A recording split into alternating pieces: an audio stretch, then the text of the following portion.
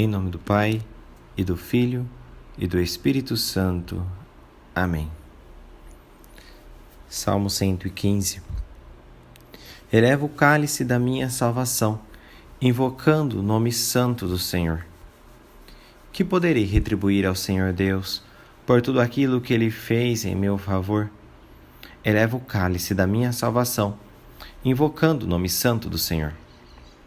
É sentida por demais pelo Senhor a morte de seus santos, seus amigos.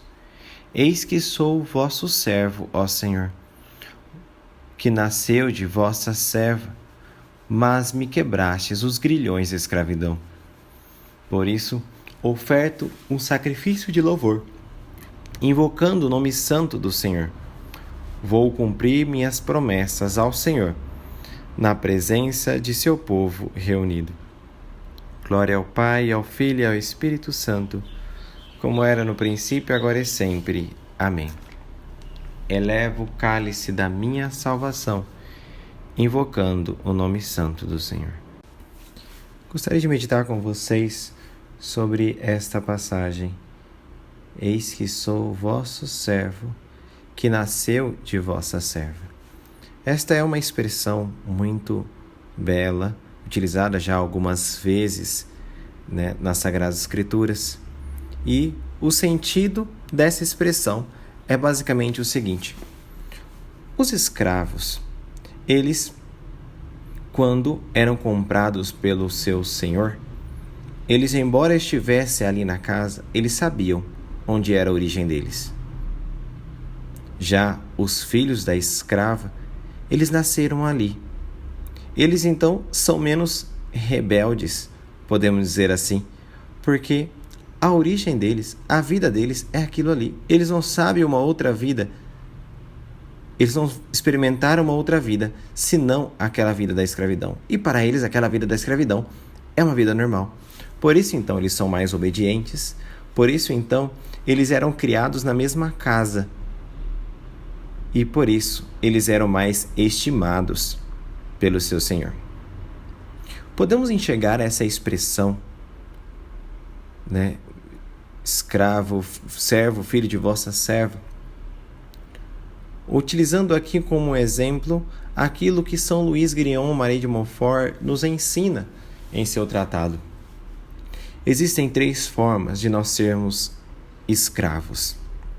Primeiro, por natureza, isto é, todos nós, como criaturas, dependemos de Deus. Eu gostaria aqui apenas de diversificar um pouquinho, vou apenas me pautar nesses 3 exemplos, mas vou diversificar um pouquinho aqui de São Luís para encaixar, nessa meditação do Salmo. Vejam, escravos por natureza. Nossa natureza humana, depois da desobediência de Adão e Eva, foi ferida, foi manchada. E por isso, então, embora, mesmo depois do batismo, permanece em nós essa ferida, essa inclinação para o pecado. E essa escravidão, nós não sabemos o que é uma vida de liberdade, na graça de Deus. Uma vida de completa liberdade. Essa escravidão nós podemos aqui enxergar, Eva. Nós somos, como diz na Salve Rainha, os degredados filhos de Eva. Aqueles que experimentaram, que sofreram as consequências da desobediência dos primeiros pais e por isso, então, vivem neste vale de lágrimas. Nesse sentido, o salmista, então, nós podemos interpretar da seguinte forma, com a seguinte oração: Senhor meu Deus, olhai para mim. Veja como eu cresci, eu nasci agindo pelo meu próprio impulso, pelas minhas próprias inclinações. Não sei, Senhor, desde a minha infância, o que é viver uma vida livre do pecado, uma vida livre dessas inclinações. Por isso, venha, Senhor, libertar-me da escravidão. A segunda forma que nós podemos enxergar, utilizando o exemplo de São Luís, é a escravidão por coação. São Luís utiliza nesse exemplo, né, os demônios que são coagidos, então, para servir a Deus, mesmo contra a vontade. Mas nós podemos aqui olhar uma outra força de coação também presente para encaixar aqui no Salmo, que é a coação externa. Por diversas vezes, o povo de Deus foi escravo de outros povos. Por exemplo, no Egito, na Babilônia. E muitos dos hebreus, dos judeus, cresceram, né, apenas ouvindo falar, né, ouvindo os seus pais falarem sobre a vida maravilhosa que eles tinham na terra prometida. E eles, sem saber a sua origem, ficavam apenas a imaginar. Cultivavam em si, então, muitos costumes que eram contrários às leis de Deus e que foram aos poucos se libertando desses costumes.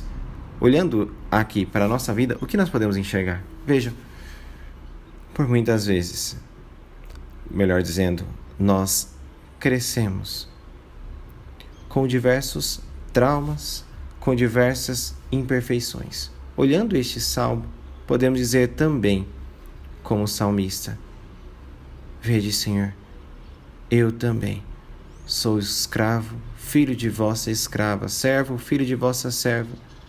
Porque olhai para mim, veja como os traumas estão arraigados em meu ser. Eu tenho sempre essa ponta de desconfiança, essa ponta de este ou aquele outro trauma, desconfiança das pessoas, desconfiança de que realmente sou amado. Tantas imperfeições, Senhor, pois desde a minha infância eu cresci com esses traumas e eles vão como que me coagindo, impedindo-me de agir como o meu coração quer agir. Por fim, a última escravidão que nós vemos aqui, utilizando o exemplo de São Luís, e aqui a gente entra, em união, é a escravidão por amor, que é a escravidão de Nossa Senhora, que é a escravidão de Ana, mãe de Samuel. Ela, quando vai rezar no primeiro livro de Samuel, capítulo 1, ela diz: Senhor, eu sou a vossa serva. E ela faz uma promessa a Deus, de que se tivesse um filho, entregaria esse filho ao templo, aos cuidados do templo, das coisas de Deus. E aí então, Ana, que era devota, que vivia em oração, recebe de Deus a graça. E ali então, naquela servidão a Deus, ela começa a educar o seu filho, Samuel, na servidão a Deus. Samuel então cresce na intimidade com Deus, aprendido de sua mãe. E depois, tão logo é desmamado, podemos dizer assim, vai para o templo. E ali ele vive naquela completa entrega, servidão a Deus e às coisas de Deus. Samuel teve a graça de ungir 2 reis de Israel, Saul e Davi. Samuel, que foi muito estimado pelo seu povo. Nós, meus queridos irmãos, somos chamados hoje a decidirmos de quem somos filhos. Se somos filhos